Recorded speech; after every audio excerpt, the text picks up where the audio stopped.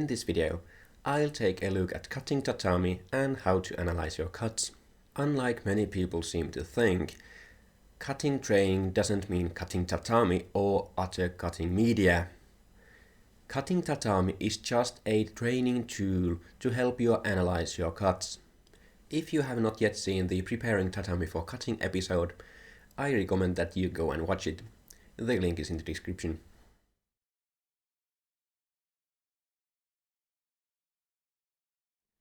Do not handle a sword with wet hands. If your hands are wet, the sword might slip out of them. In the worst case scenario, it will go flying and hit someone. Because of this, it is also a good idea to have someone else straighten the mat if need be. If you straighten the mat yourself, remember to wipe your hands before you continue cutting.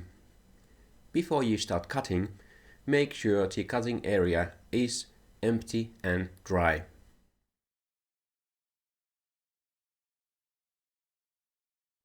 Don't do unnecessary motions.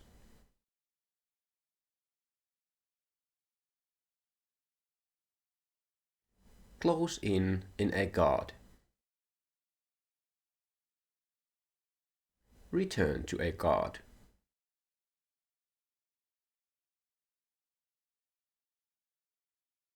Stay calm, figure out why you failed, and then try again.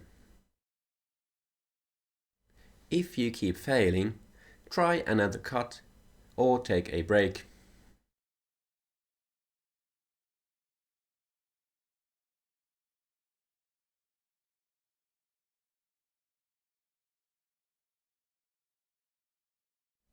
And always read the tatami. Before we get to reading the tatami, you should go and subscribe and click the bell icon so you get notified when more of my cutting episodes come available.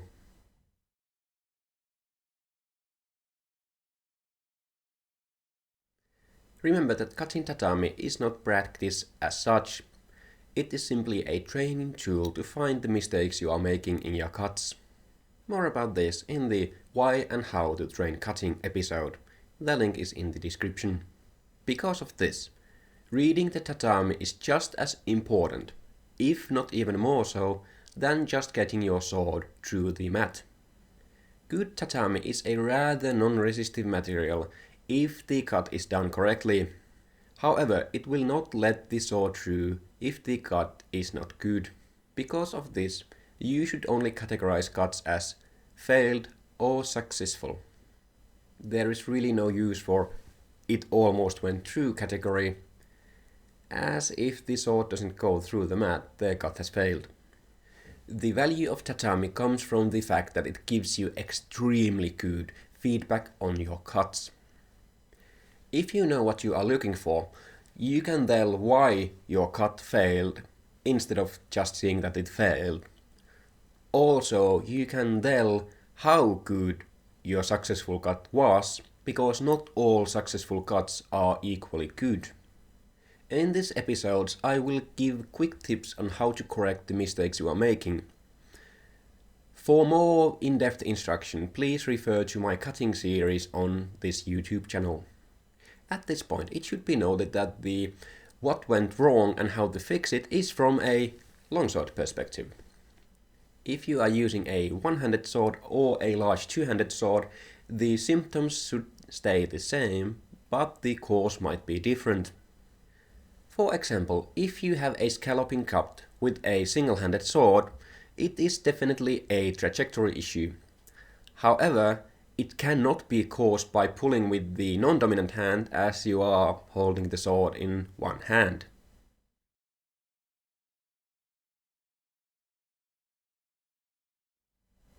It is important to read the tatami, even if your cut is successful. For a very good cut, the cutting surface is completely straight. Also, the cut-off piece either falls gently next to the stand or in a perfect situation stays standing on top of the remaining tatami. For anything less than that, you should read the tatami and see what went wrong. Let's go through how to read successful cuts and how to determine the most common issues. Some of these will cause the cut to fail if they are bad enough.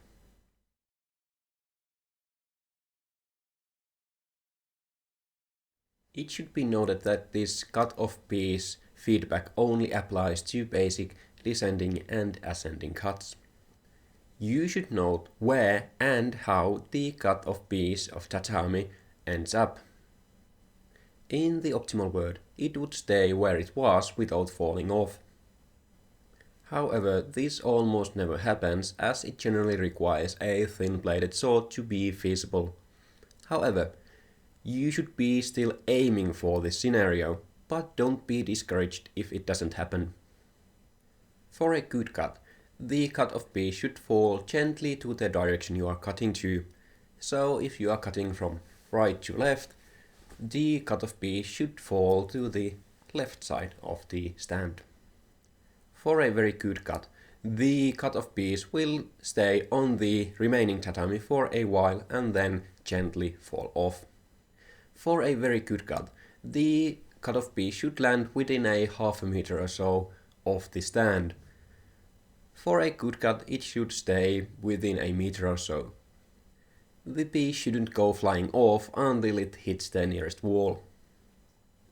Do note that the longer and thus heavier the cut-off piece is, the less likely it is that it goes flying off.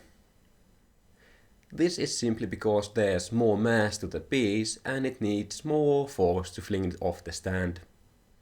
It is also easier to get the cut-off piece to stay on the remaining mat if the mat is thicker, for example a double or triple rolled mat. This is because once again there is more mass to the cut-off piece, but more importantly because there is more surface area for the cut-off piece to stand on. This is somewhat countered by the fact that you generally need more force to cut through a thicker mat, and thus there is more force to fling it off the stand. The sideways motion in the cut-off piece is caused by the sideways motion of the sword. Basically, in addition to the sword moving the direction of the cut, it is also moving horizontally. This is usually caused by excessive rotation around your spine, or as usually said, excessive hip rotation. This can be corrected by making sure that your arm and hip rotation are in sync.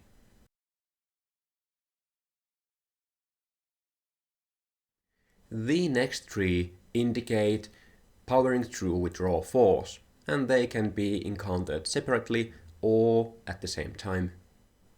With cuts like these, there is one or more issues with the cut, but you are using enough strength to compensate. As said, tatami is not an excessively resistant material.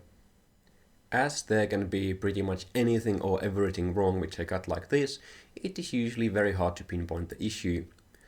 The best way to fix a cut like this is to gradually use less and less force until the cut either gets fixed or starts to fail. In the case the cut gets fixed, it is best to video your cutting and see what you are doing differently when you are using more strength. If the cut starts to fail, refer to the Reading Failed Cuts section of this video to pinpoint your exact issue. Only start adding power back to your cut after you have fixed those issues.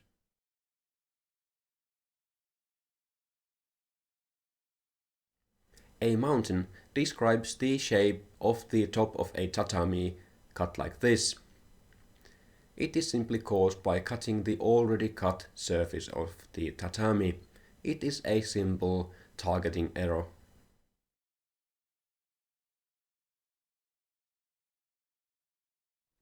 A scalloping cut leaves a curved cutting surface.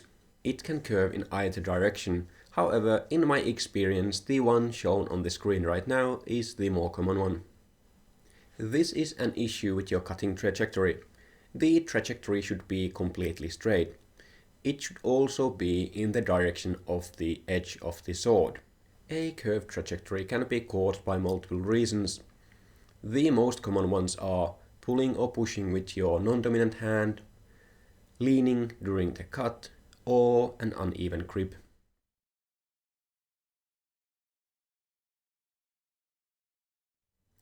If you see a tuft of tatami at the end of the cutting surface, the sword has turned abruptly. Because the cut went through, this happened late enough and there was enough follow-through to force the sword through anyways. This is most often caused by a gripping failure. You should maintain a tight and even grip throughout the cut. If you tighten or loosen your grip while the sword is in the target, it is rather likely that the sword will turn. This might also be caused by some other abrupt motion. For example, some people get scared of the impact and them flinching will turn the blade. This is usually rather easy to see on video or by a bystander. Now that you have an idea how to read successful cuts, you should successfully leave a like before you continue on to reading failed cuts.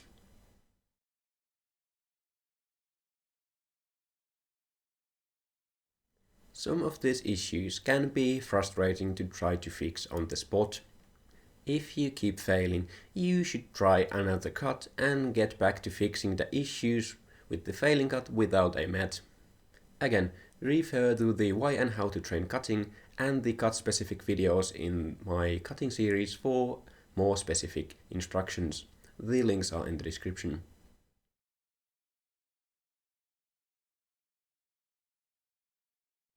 Sometimes the cut is even and straight, but it just didn't go through the mat.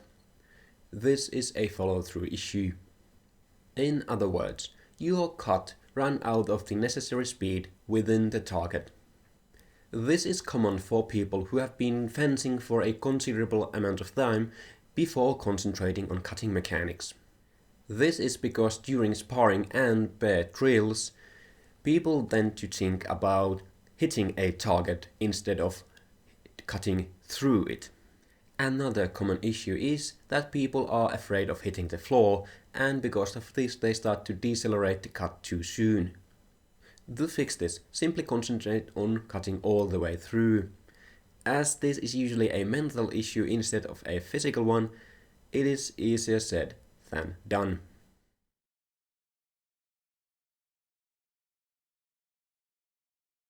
If there is a visible turn at the very end of the cut, it is very likely that you turned the sword for one reason or another.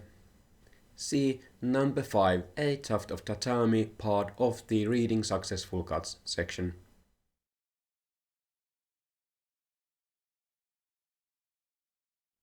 This is usually caused by a trailing tip.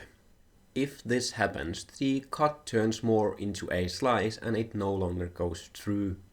This might also happen in such a way that the sword does not get stuck in the tatami.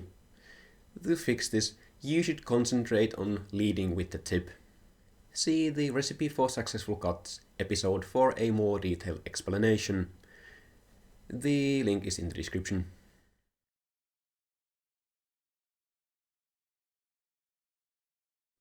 This is the same issue as in the successful cut section. It just got bad enough to fail the cut altogether.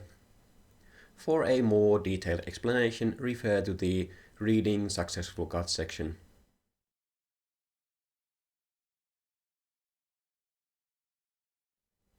The cut starts okay, but then sharply turns downwards along the grain until it finally stops.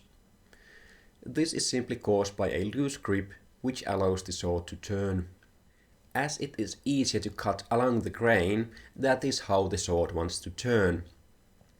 To fix this, you simply need to learn to grip properly.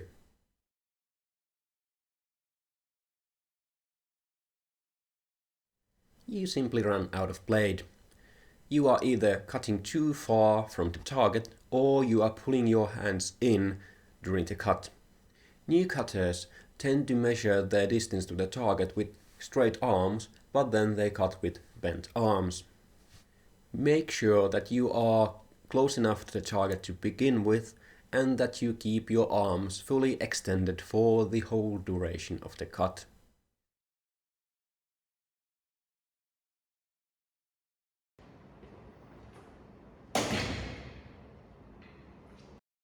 This is usually the most frustrating to fix if you don't get it fixed right away. It is simply caused by bad edge alignment. If the sword goes into the mat for a centimeter or two, it might also be caused by different issues. In other words, you are not cutting in the direction of the edge of your sword. To fix this, you should cut air and listen for the sword wind to make sure your edge is aligned.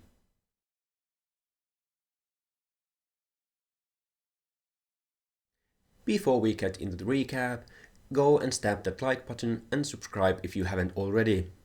When cutting, remember that you are handling a deadly weapon. Safety is priority number one.